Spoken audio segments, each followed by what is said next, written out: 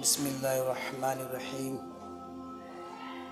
दीन के खातिर सख्तियों का बर्दाश्त करना और तकलीफ़ और मशक्क़तों का झेलना। हुज़ूर अकरम सल्लल्लाहु अलैहि वसल्लम और सहाबा इकराम रज़ी अल्लाह ताला ने दीन के फैलाने में जिस कदर तकलीफ़ और मशक्क़तों को बर्दाश्त की है, उनका बर्दाश्त करना तो दरकिनार, उसका इरादा करना भी हम जैसे नालायकों से दुश्वार है। तारीख़ की किताबें इन वाक़यात से भरी हुई हैं, मगर उन पर अमल करना तो अलहदा रहा। हम उनके मालूम करने की भी तकलीफ़ नहीं करते। इस बाब में चंद किस्से को नमूने के तौर पर ज़िक्र करना है। इनमें से सबसे पहले ख़ुद हुज़ूर अकरम सल्लल्लाहु अलैहि वसल्लम के एक किस्से से इब्तदा करता हूँ कि हुज़ूर अकरम सल्लल्लाहु अलैहि वसल्लम का ज़िक्र बरकत का ज़रिया है। मेरे दोस्तों, पूरा वाक़या सुन के जाएँ। हुज़ूर अकरम सल्लल्लाहु अलैहि वसल्लम के ताइफ के सफ़र का किस्सा। नबुवत मिल जाने के बाद 9 वर्ष तक नबी करीम सल्लल्लाहु अलैहि वसल्लम मक्का मुकर्रमा में तबलीग फरमाते रहे और कौम की हिदायत और इस्लाह की कोशिश फरमाते रहे। लेकिन थोड़ी सी जमात के सिवा जो मुसलमान हो गई थी और थोड़े से ऐसे लोगों के अलावा जो बावजूद मुसलमान ना होने के आपकी मदद करते थे। अक्सर कुफ़ार मक्का आपको और आपके सहाबा रज़ी अल्लाह को हर तरह की तकलीफ़ पहुँचाते थे, मजाक उड़ाते थे और जो हो सकता था उससे दरगुजर ना करते थे। हुज़ूर अकरम सल्लल्लाहु अलैहि वसल्लम के चाचा अबू तालिब भी उन्हीं नेक दिल लोगों में थे जो बावजूद मुसलमान होने के हुज़ूर अकरम सल्लल्लाहु अलैहि वसल्लम की हर किस्म की मदद फरमाते थे। 10वें साल में जब अबू तालिब का भी इंतकाल हो गया तो काफिरों को और भी हर तरह आम तौर से रोकने का मुसलमानों को मौका मिला।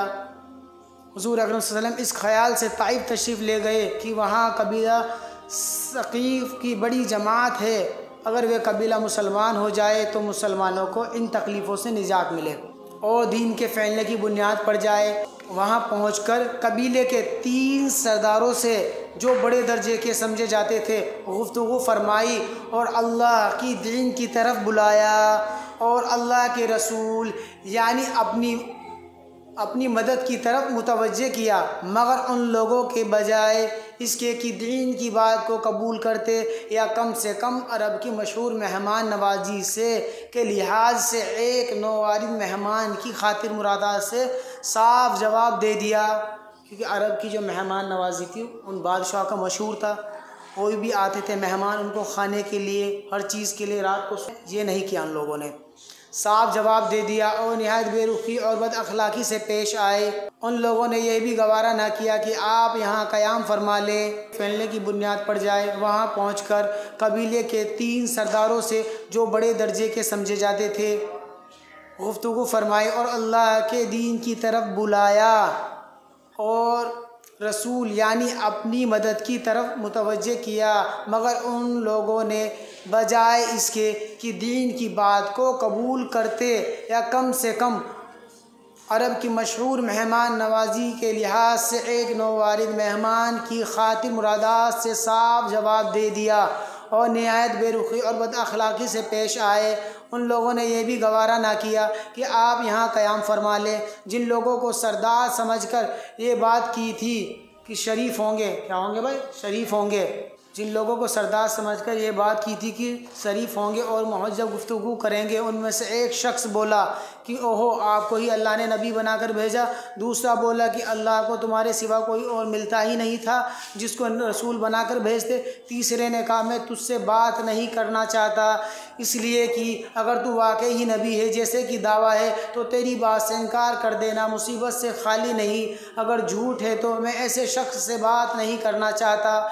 इसके बाद उन लोगों से ना उम्मीद होकर हुज़ूर अकरम सल्लल्लाहु अलैहि वसल्लम ने और लोगों से बात करने का इरादा फरमाया कि आप तो हिम्मत और इस्तक़लाल के पहाड़ थे, मगर किसी ने भी कबूल ना किया, बल्कि बजाय कबूल करने के हुज़ूर अकरम सल्लल्लाहु अलैहि वसल्लम से कहा कि हमारे शहर से फ़ौरन निकल जाओ और जहाँ तुम्हारी चाहत की जगह हो वहाँ चले जाओ। हुज़ूर अकरम सल्लल्लाहु अलैहि वसल्लम उनसे बिल्कुल मायूस होकर वापस होने लगे तो उन लोगों ने शहर के लड़कों को पीछे लगा दिया कि आपका मजाक उड़ाएं, पत्थर मारे, तालियां पीटे, हत्ता कि आपके दोनों जूते खून के जारी होने से रंगीन हो गए। हुज़ूर अकरम सल्लल्लाहु अलैहि वसल्लम ने इसी हाल में वापस हुए। जब रास्ते में एक जगह इनसे इत्मीनान हुआ तो हुज़ूर अकरम सल्लल्लाहु अलैहि वसल्लम ने ये दुआ मांगी, ए अल्लाह, तुझी से शिकायत करता हूँ अपनी कमज़ोरी और बेकसी की और लोगों में ज़िल्लत व रुसवाई की। ए अरहमर राहिमीन, तू ही ज़ुआफ़ का रब है और तू ही मेरा परवरदिगार। तू मुझे किसके हवाले करता है? किसी अजनबी बेगाने के जो मुझे देखकर तुरस होता है और मुंह चिढ़ाता है, या किसी दुश्मन के जिसको तूने मुझ पर काबू दे दिया। ए अल्लाह,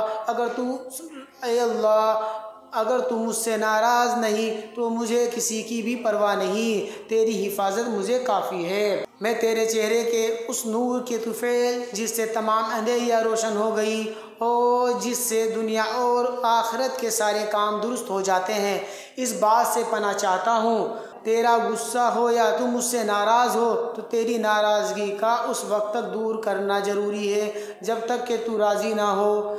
ना तेरे सिवा कोई ताकत है ना क़ुव्वत। मालिक मुल्क की शान के हारी को इस पर जोश आना ही था कि हज़रत जिब्राइल अलैहिस्सलाम ने आकर सलाम किया और अर्ज़ किया कि अल्लाह ताला ने आपकी कौम की वे गुफ्तगू जो आपसे हुई सुनी और उसके जवाबात सुने, और एक फ़रिश्ते को जिसके मुतालिक पहाड़ों की खिदमत है आपके पास भेजा है कि आप जो चाहें उसको हुक्म दें। इसके बाद उस फ़रिश्ते ने सलाम किया और कहा कि अर्ज़ किया कि जो इरशाद हो मैं उसकी तामील करूं, अगर इरशाद हो तो दोनों जानिब के पहाड़ों को आपस में मिला दूं जिसके दरमियान ये सब कुचल जाएं, और जो सज़ा आप तजवीज़ फरमाएँ। हुज़ूर अकरम सल्लल्लाहु अलैहि वसल्लम की रहम व करीम जात ने जवाब दिया कि अल्लाह से मैं इसकी उम्मीद रखता हूँ कि अगर ये मुसलमान न हुए तो इनकी औलादों में से ऐसे लोग पैदा हों जो अल्लाह की इबादत करें।